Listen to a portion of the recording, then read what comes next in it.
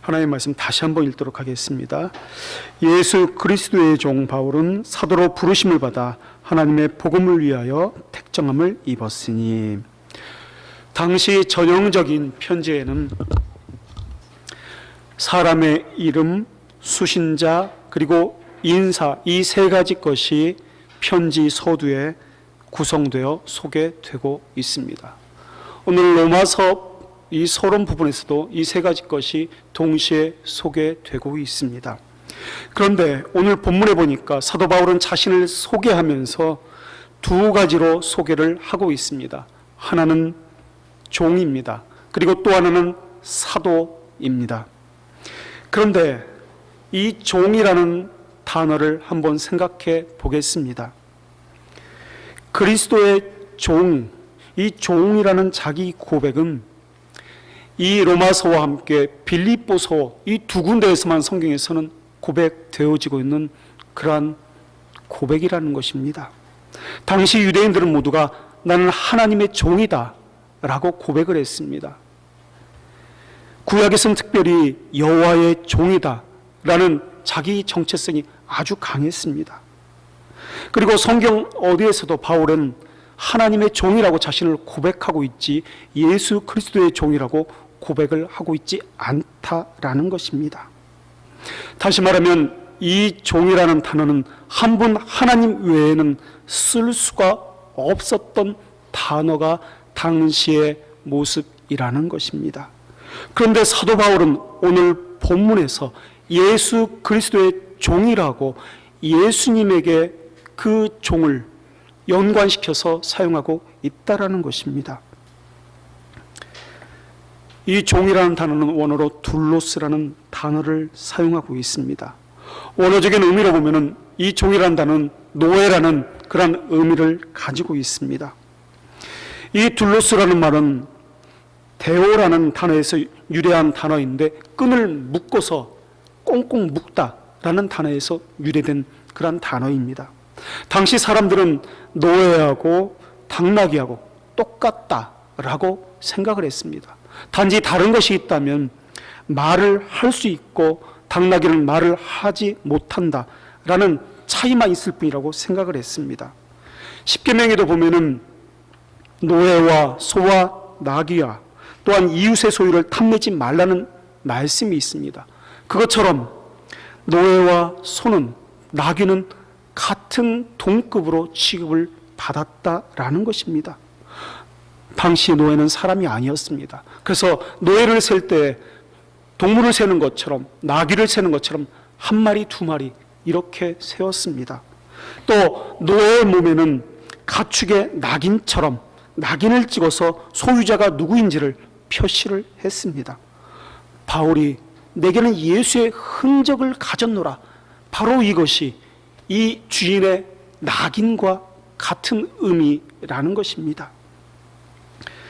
노예는 옷도 입지 않고 다녔습니다. 또 집도 없었습니다. 외양간처럼 지푸라기를 깔아놓고 거기서 먹고 자고 했습니다. 또 노예가 서로 말을 하면은, 노예끼리 말을 하면은 문제가 되기 때문에 말을 하지 못하도록 아예 말을 가르치지를 않았습니다. 노예의 죽고 사는 문제도 주인의 손에 달렸습니다. 노예는 자기 생각이 있을 수가 없습니다. 자기 계획이 있을 수가 없습니다. 가족도 있을 수가 없고 결혼도 할 수가 없습니다. 바울은 로마 교회에 나는 그런 노예입니다라고 자신을 소개하고 있습니다. 더군다나 로마 교회는 자신이 세운 교회가 아닙니다. 그런 교회에 무언가 영향력을 끼치려면 자신을 아주 아름답게 포장을 해야 합니다. 내 학벌이 박사다, 내가 미국에서 공부를 했다, 수많은 스펙을 말해야 하는 것이 당연합니다. 그런데도 바울은 다른 말은 하나도 하지 아니하고 자신을 소개할 때 노예입니다 라고 소개를 하고 있다는 것입니다. 그러면서 내가 사람을 기쁘게 하려고 한다면 그리스도의 노예가 아니라고 이렇게 이야기합니다. 사실 둘로스라는 이 말 자체가 나는 존재에 있어서 아무것도 없습니다, 존재가 없습니다, 그런 의미를 가지고 있습니다. 펠라기우스는 이 부분을 가지고 그렇기 때문에 종이기 때문에 사도적 직분을 받았다라고 그렇게 잘못된 결론을 내렸습니다. 종이라는 것은, 노예라는 것은 조건이 아니라 상태라는 것입니다. 바울은 노예가 무엇을 의미하는지 잘 알고 있었습니다. 난 오직 주인이 기뻐하는 일만 하겠다. 이것이 노예의 단 하나의 목표였기 때문에 그렇습니다. 자기 이름이 드러나지 않는 것, 오직 주님의 이름만이 드러나는 것, 그것이 그가 해야 할 일이기 때문에 그랬습니다. 당시 노예와 하인에는 분명한 차이가 있었습니다. 하인은 임금을 주고 고용된 사람이었기 때문에 언제든지 자신이 원하면 그만둘 수가 있었습니다. 그리고 하인은 봉사에 대한 대가를 받을 수가 있었습니다. 그러나 노예는 대가도 없습니다. 자기 마음대로 그만둘 수가 없습니다. 아무리 수고하고 노력을 하도 거기에 대한 보상이 있을 수가 없습니다. 어떤 이들은 열심히 봉사하면 상급이 있을 것이라고 이야기합니다. 그러나 노예는 상급이 없습니다. 오직 주님만이 유일한 상급이 되는 것입니다. 내가 얼마나 봉사를 했는데 하나님이 내게 이럴 수 있어? 내가 교회에서 얼마나 기도를 했고 노력을 했고 봉사를 했는데 내게 이럴 수 있어? 이런 건 일에 대한 대가를 바라는 사꾼들이 하는 것입니다. 노예는 주인을 이용해서 물질을 탐할 수도 없습니다. 노예는 주인을 이용해서 복을 받으려고 할 수도 없습니다. 만약에 주인이 그 노예에게 무언가를 준다면 그것은 노예 것이 아니라 또한 주인 것이 되는 것입니다. 그런데 사도 바울은 유대인도 아닌 이방인에게 종이라는 단어를 쓰고 있습니다. 이 노예라는 단어를 쓰는 것도 굉장히 충격적인데 그 앞에 예수 그리스도의 종이라는 말을 함으로써 우리에게 더 큰 충격을 주고 있습니다. 오늘날 우리가 믿는 예수님과 당시 문화 속의 예수님은 다른 이미지를 가지고 있습니다.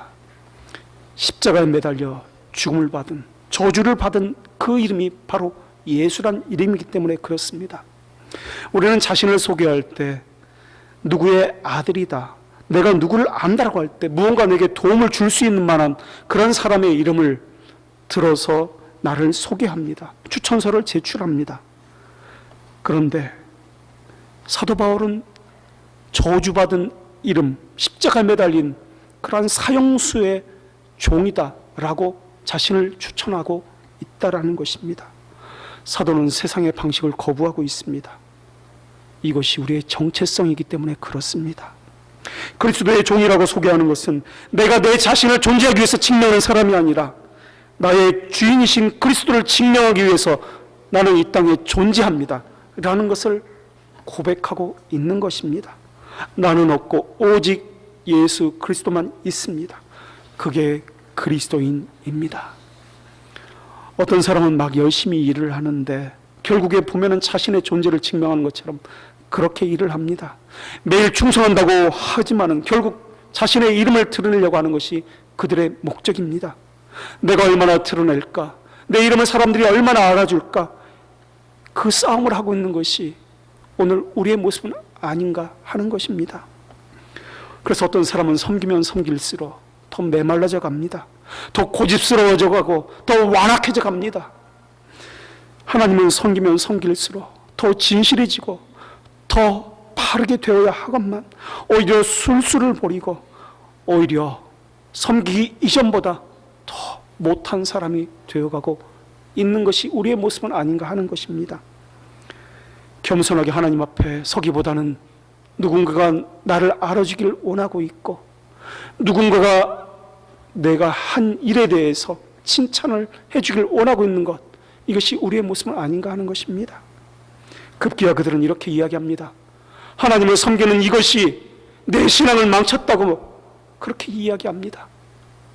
생명을 맡은 자가 오히려 그 생명마저 빼앗겼다면 그것의 출발은 어디서부터 온 것입니까? 섬기기 전에는 좋은 관계였는데 섬기기 때문에 더 나빠진 것은 도대체 그것은 어디서부터 온 것입니까?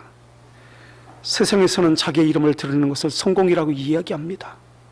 우리의 성공은 우리의 이름이 드러나는 것이 아니라 오직 예수 그리스도 그분의 이름만이 드러나는 것, 이것이 성공이지 않습니까?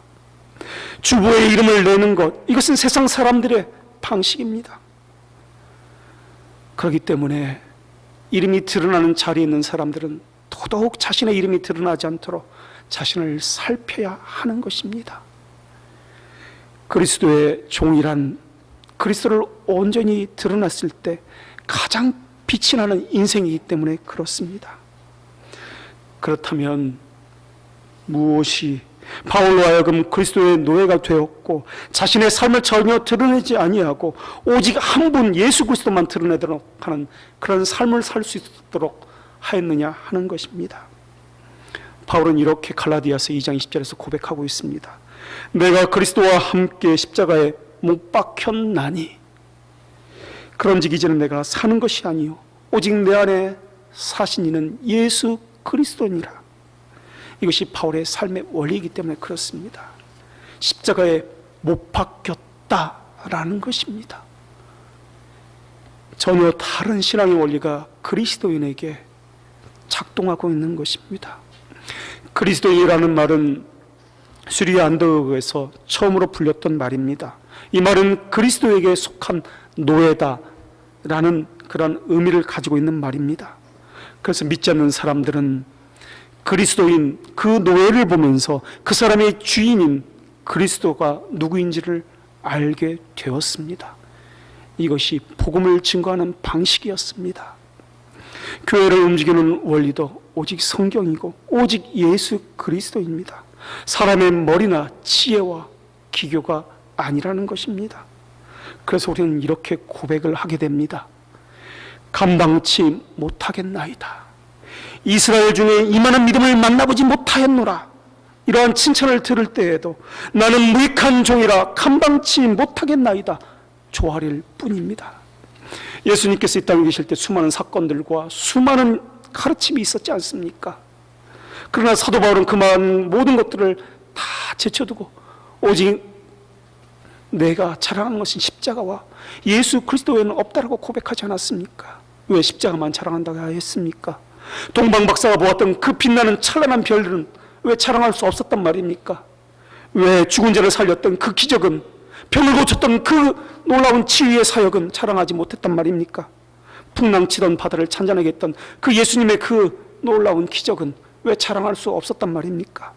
몇천 명을 먹이셨던 놀라운 사건은 어디에 있단 말입니까? 왜 구름 타고 부활하신 하늘로 올라가신 그 일은 왜 자랑할 수 없었단 말입니까? 사도 바울은 이러한 모든 것을 다 밀쳐버렸습니다. 오직 예수 그리스도, 그분이 나의 주인이기 때문에 그분만이 나의 자랑이다 라고 고백하는 것입니다. 구름대처럼 사람들이 몰려왔을 텐데 기적, 병고침 이러한 것들을 자랑했다면 사람들이 많이 몰려와서 하나님을 찬양했을 텐데, 바로 십자가야말로 예수님이 누구신지 잘 보여주는 사건이기 때문에 그렇습니다. 그 십자가야말로 오늘 우리가 무엇을 해야 되는지 잘 보여주는 사건이기 때문에 그렇습니다. 또 교회가 무엇을 해야 되는지 선명하게 보여주는 것이기 때문에 그렇습니다. 바로 이것은 당시 로마 사회가 가지고 있었던 그 정신과는 정반대되는 것을 이야기하고 있는 것입니다.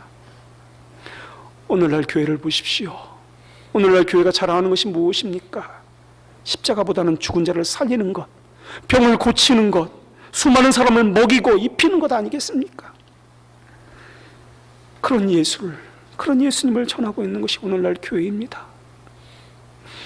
세상이 원하는 것은 십자가에서 찢기신 사형수, 너덜거리시는 육신을 가진 예수님이 아니라 부자 되는 것, 병을 고치는 것, 바로 그런 예수님입니다. 유대인은 이적을, 표적을 구한다고 이야기했고 헬라인은 지혜를 찾고 있다고 그렇게 성경은 말씀하고 있습니다. 예수님께서 이 땅에 계실 때 수많은 가르침과 얼마나 많은 이적들이 있었습니까? 이 많은 것들은 다 자랑할 것이었는데 사도 바울은 예수 그리스도 십자가 외에는 자랑할 것이 없다고 그렇게 고백하고 있습니다. 우리가 이 다음에 하나님이 우리의 이름을 불러서 하나님 앞에 우리가 섰을 때 우리는 무엇이라고 대답할 수 있겠습니까? 하나님, 제가 이 땅에서 쓸만한 사람이었습니다. 하나님을 위해서 이것도 했고 저것도 했습니다. 그렇게 말씀하시겠습니까? 내가 교회에서 직분자로서 이러이러한 일을 했습니다. 헌금도 많이 했습니다. 봉사도 많이 했습니다. 하나님을 위해서 수많은 것들을 했습니다. 이렇게 말씀하시겠습니까? 천지만물의 주인이신 그분은 짐승의 피에 굶주린 분이 아니지 않습니까? 세상의 보화와 또한 돈의 필요성을 느끼지 않는 분이 아니겠습니까? 우리의 헌신, 찬양, 예배, 영광 그런 거 받아서 전지전능하신 하나님께서 무엇에 쓰시겠습니까? 하나님은 그런 거 받아야 할 정도로 그렇게 빈궁하고 허약한 분이 아니지 않습니까? 우리가 천국문 앞에 이르렀을 때 때로는 은혜를 받으려고 열심히 믿음 생활하려고 노력 많이 했습니다. 수시로 결심했습니다. 그렇게 말씀하시겠습니까? 때로는 눈물을 흘리면서 수많은 봉사를 했습니다. 기도를 너무나 열심히 했습니다. 그렇게 말씀하시겠습니까? 하나님, 저를 보십시오. 저는 죄인입니다. 저에게는 하나님 나라에 들어갈 만한 선한 것이 아무것도 없습니다. 그러나 보십시오. 제게는 제 주인의 흔적, 예수 그리스도의 십자가의 흔적이 있지 않습니까? 나를 보시지 마시고 나를 위해서 십자가에 달리신 마지막 피 한 방울까지 흘리신 예수 그리스도를 기억하십시오. 그렇게 말해야 되는 것 아니겠습니까? 이름이 드러나지 않는 자리면 어떻습니까? 있는 자리 그 자리에서 하나님께서 보내신 그 자리에서 존귀 영광 모든 권세는 그분께 돌려드리면 되는 것 아니겠습니까? 이름 없이 빛도 없이 주님을 섬기면서 마음껏 그분을 사랑하면 되는 것 아니겠습니까? 바른 진리를 분별하고 참된 진리를 보존하고 다음 세대에 그것이 한 명이든 두 명이든 그 진리를 물려주는 것, 이것이 우리의 사명 아니겠습니까? 그게 참된 교회의 모습이고 참된 신자의 모습 아니겠습니까? 그것이 우리가 걸어갈 길이며 그것이 우리가 받은 직분의 모습 아니겠습니까? 그렇게 될 때 그 사람은 이름이 없으나 이름이 있는 자요, 그렇게 될 때 그 사람은 노래를 부르지 않느냐, 찬양하는 자요, 그렇게 될 때 그들의 삶은 하늘나라에 울려 퍼지는 아름다운 곡조가 될 것입니다. 또한 우리와 만나는 사람들은 하늘나라의 신령한 곡조를 우리를 통해서 발견하게 될 것이며, 우리를 통해서 발견하게 되는 것은 우리 자신이 아니라 우리의 주인이신 예수 그리스도 그분이 될 것입니다. 그리고 그들은 나그네 길을 걷는 우리를 보면서 사람은 이 세상만으로 안 된다는 것을 분명히 깨닫게 될 것입니다. 외치지 않아도 그 사람은 광야의 소리가 될 것입니다. 노래하지 않아도 그 사람은 메아리치는 찬송이 될 것입니다. 그래서 하나님은 무너진 교회 시대에 우리를 부르신 것 아니겠습니까? 그래서 우리를 통해서 무너진 교회를 바르게 하고, 그래서 우리를 통해서 하나님의 참된 교회가 세워지도록 그렇게 부르신 것 아니겠습니까? 두 번째로, 오늘 본문에서 사도 바울은 자신을 사도라고 고백을 하고 있습니다. 사도로 부르심을 받았다라는 이 말은 고린도전서 1장 1절에 완전한 단어로서 그렇게 소개되고 있습니다. 오늘 본문에서 자신을 사도라고 고백하는 이 본문은 완전한 단어가 아닙니다. 고린도전서 1장 1절에서는 이렇게 고백을 합니다. 하나님의 뜻을 따라 그리스도 예수의 사도로 부르심을 받아. 하나님의 뜻을 따라 그리스도 예수의 사도로 부르심을 받았다라는 것입니다. 하나님의 뜻을 따라서가 먼저라는 것입니다. 사도라는 말과 노예라는 말은 어떻게 보면 정반대되는 그러한 단어입니다. 사도라는 말은 전권 대사, 위임을 받은 자, 높은 권위 있는 특별한 존재를 의미하는 그런 단어입니다. 그런 측면에서 보면은 노예라는 단어와 사도라는 단어는 도저히 어울릴 수 없는 단어를 사도 바울은 사용하고 있다라는 것입니다. 그렇다면 왜 비천한 신분인 노예라는 단어와 아주 특별하고 존귀한 신분인 사도라는 단어를 동시에 사용하고 있느냐 하는 것입니다. 노예이든 사도이든 그것이 중요한 것이 아니다라는 것입니다. 그 사람 자체가 특별한 것이 아니라 그 직무가, 다시 말하면 그것을 주신 그 분이 누구냐, 이것이 중요하다는 것을 말하고 있다라는 것입니다. 우리는 사람에게 주목하지만은 중요한 것은 부르신 분, 하나님의 뜻에 따라서 그것을 부여하신 분, 그리고 보내신 그분이 누구냐 하는 것입니다. 그 주인이 누구냐 하는 것입니다. 그러면서 2절에서는 우리가 종이면서 사도가 해야 하는 일이 무엇인지에 대해서 분명히 말씀하고 있습니다. 사도는 아들에 관한 것을 전하는 사람으로 부름을 받았다라는 것입니다. 종이 주인에게 매여 있듯이 사도 역시 예수 그리스도, 그 보내신 그분에게 매여 있다라는 것입니다. 그래서 바울의 존재는 그분을 떠나서는 이야기할 수가 없는 것입니다. 그래서 사도 바울은 로마 교회나 고린도 교회에게 힘을 내라고 이야기하지 않습니다. 너희들이 가진 놀라운 은사를 봐라. 너희들이 가진 조직과 인맥과 행정을 봐라. 너희들이 가진 많은 물질을 봐라 라고 말하고 있지 않다라는 것입니다. 바울은 고린도 교회를 향해서도 로마 교회를 향해서도 예수 그리스도 위에 바로 서라 라고 말씀하고 있다라는 것입니다.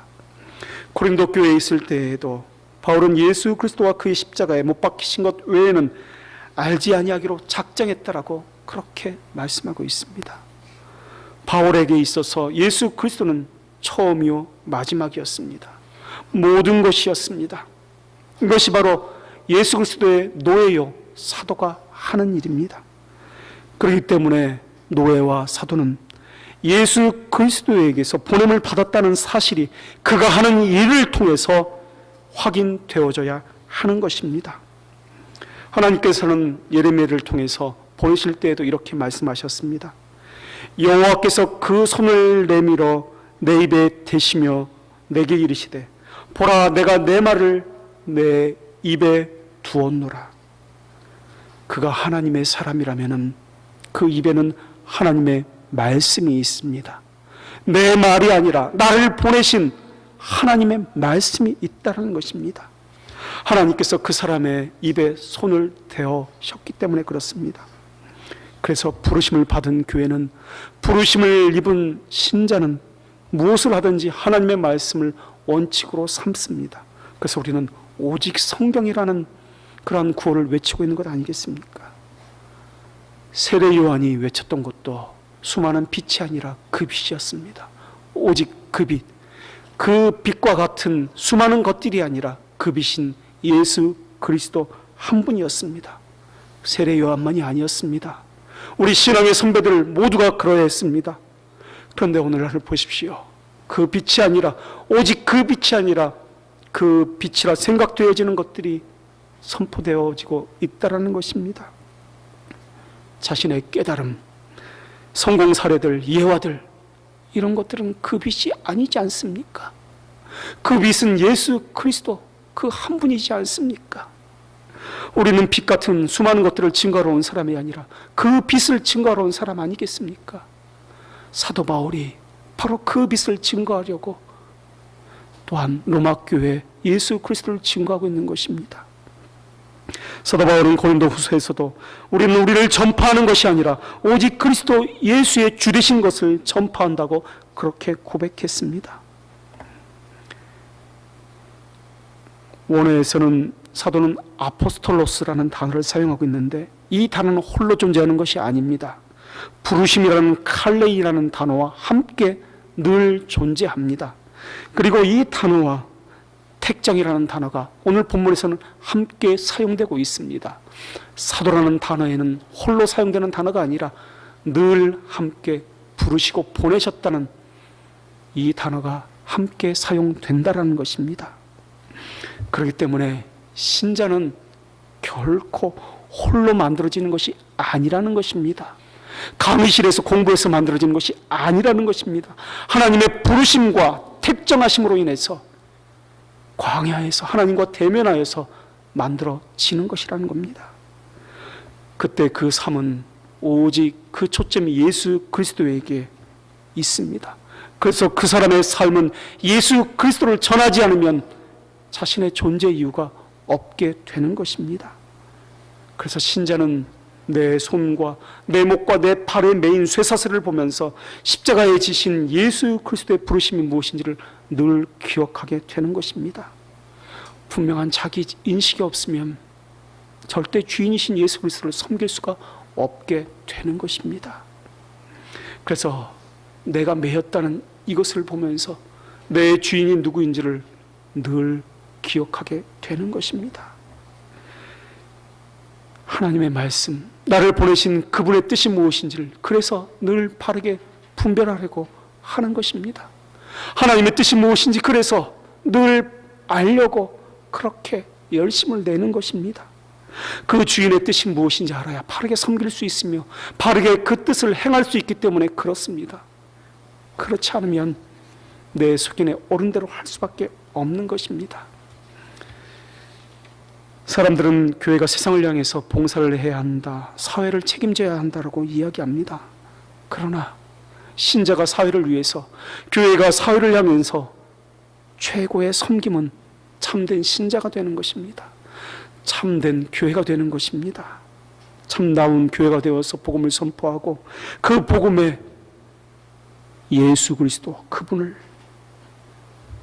그분에게만 매인 신자를 세상에 보내는 것, 이것이 교회가 세상을 향해 할 수 있는 최고의 섬김입니다. 그래서 우리의 관심은 수많은 사람들로 교회를 가득 채우는 것이 아닙니다.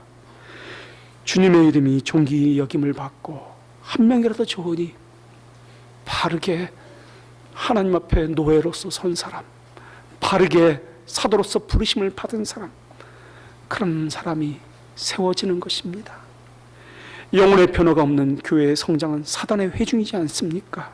수많은 사람이 붐비는 것, 이것은 참다운 교회의 모습을 잃어갈 수 있지 않습니까?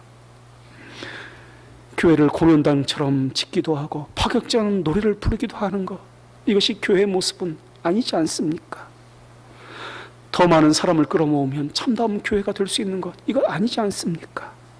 지금은 춤추고 노래할 때가 아니지 않습니까?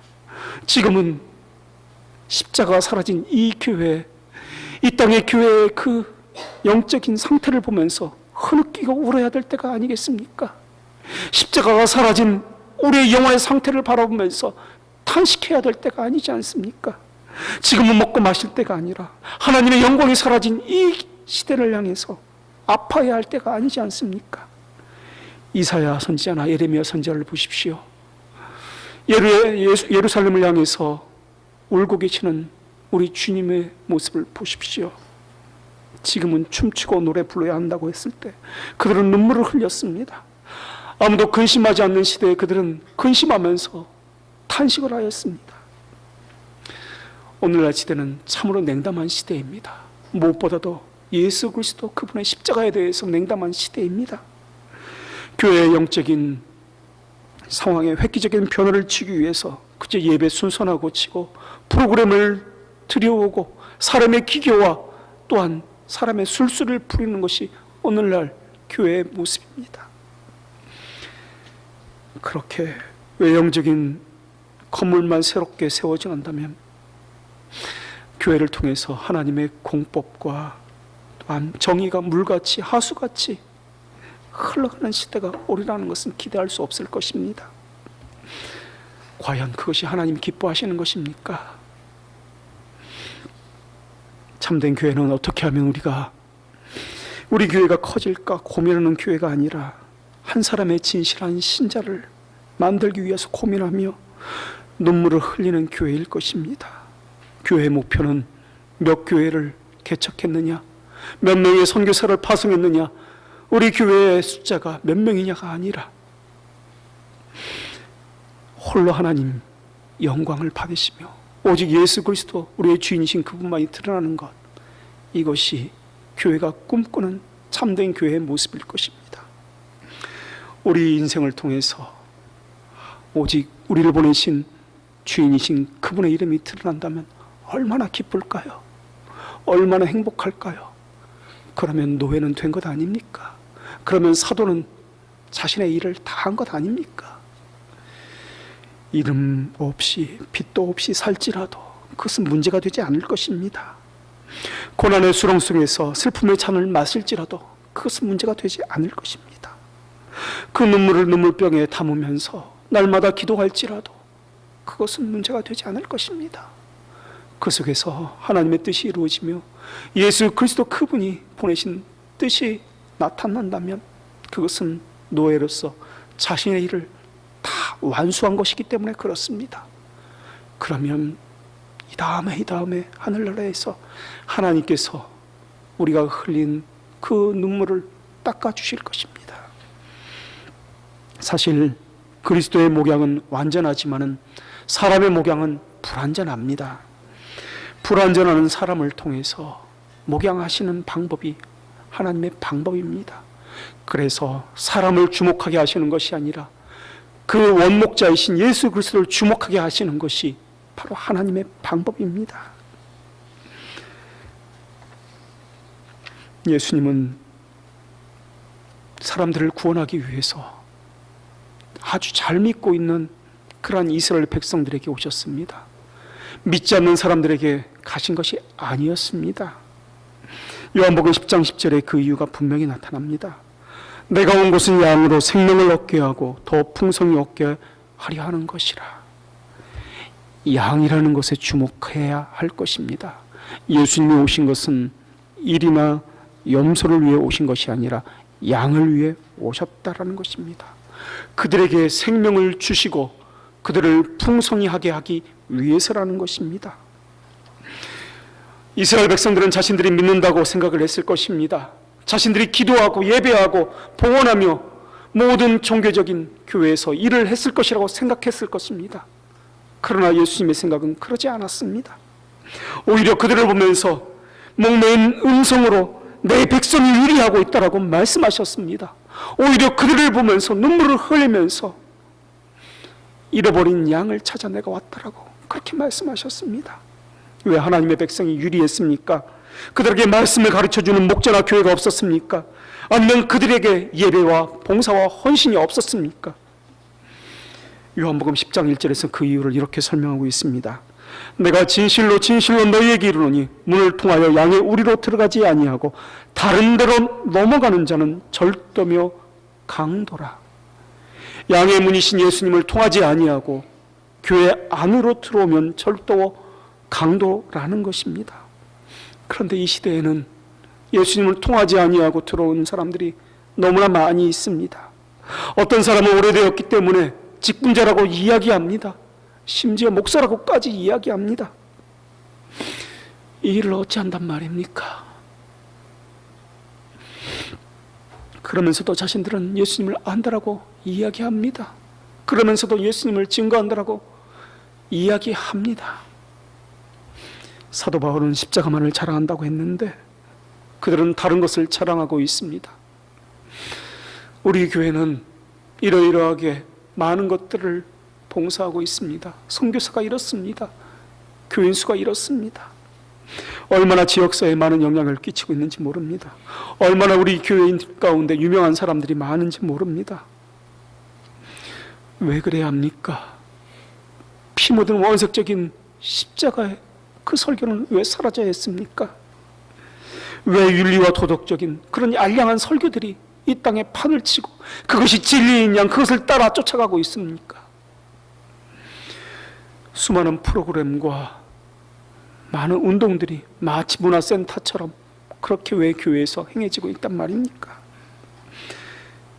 그것이 마치 진리인 양 거짓 복음이 왜 증거되고 있단 말입니까? 그렇다면 우리는 그들이 말에 맞다면 우리는 가장 어리석은 자일 것입니다. 우리 신앙의 선배들과 성경의 인물들은 가장 어리석은 자일 것입니다. 왜냐하면 예수 그리스도 그분만을 증거했기 때문에 그렇습니다. 그분만이 나의 주인이며 내 존재 이유라고 그들은 고백했기 때문에 그렇습니다. 오늘날 우리 시대에 필요한 것은 물이 바다를 덮음 같이 하나님을 아는 지식이 이 땅 가운데 넘쳐나는 것입니다. 이 땅의 모든 교회가, 신학교가 예수 그리스도의 십자가 앞에 무릎을 꿇고 자신이 누구인지 분명히 인식하는 것입니다.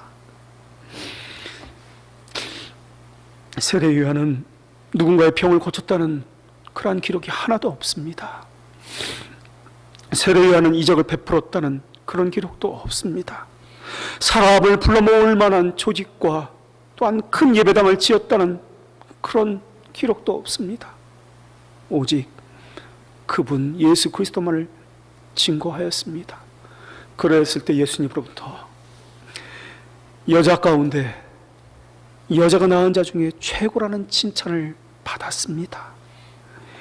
인류 역사상 세례 요한보다 나은 사람이 없다라는 그런 칭찬을 받았다라는 것입니다. 교회도 이와 마찬가지입니다. 무엇을 바라보고 살아야 할지 분명한 목소리로 알려주어야 합니다. 그래서 잃어버린 십자가를 다시 되찾아야 합니다.